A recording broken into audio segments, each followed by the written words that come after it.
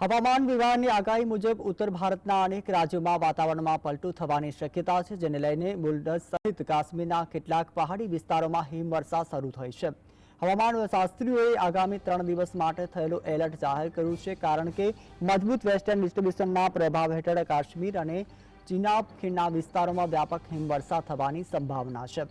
આ ઉત્તર અને દક્ષિણ કાશ્મીરના શોપિયા, કુલગામ અને બાદીપુર, ગુલબર્ગ સહિતના કેટલાક વિસ્તારોમાં ભારેથી અતિભારે હિમવર્ષાના ચેતવણી આપવામાં આવી છે। આ ઉપરાંત હવામાનની આગાહી કરતી એજન્સીઓ જણાવ્યા અનુસાર આગામી 2 થી 3 દિવસ દરમિયાન ગિલગિટ બાલ્ટિસ્તાન, લદ્દાખ, જમ્મુ કાશ્મીર અને હિમાચલ પ્રદેશમાં કેટલાક સ્થળોએ ભારે હિમવર્ષા સાથે હળવાથી મધ્યમ વરસાદ વરસે તેવી પણ હવામાન વિભાગ દ્વારા આગાહી કરવામાં આવી છે। તો બીજી તરફ હિમાચલ પ્રદેશમાં પણ ભારે વરસાદ અથવા તો હિમવર્ષાની ચેતવણી આપવામાં આવી છે। સ્થાનિક હવામાન કચેરીએ જણાવ્યું હતું કે હિમાચલ પ્રદેશમાં 27 અને 28 ફેબ્રુઆરીએ વિવિધ સ્થળોએ ભારે વરસાદ અથવા તો હિમવર્ષા થવાની સંભાવના છે।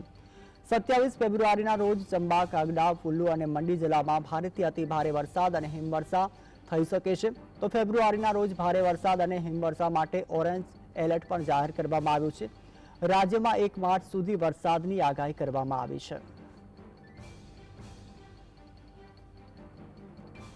ઉત્તરાખંડમાં 27 ફેબ્રુઆરીના રોજ હળવો વરસાદ અને હિમવર્ષા થઈ શકે છે, જે પછીથી વધશે અને 27 ફેબ્રુઆરીથી 1 માર્ચ વચ્ચે પંજાબ અને ઉત્તર હરિયાણામાં કેટલાક સ્થળોએ હળવાથી મધ્યમ વરસાદ અને ગાજવીજ સાથે કરા પણ પડી શકે છે।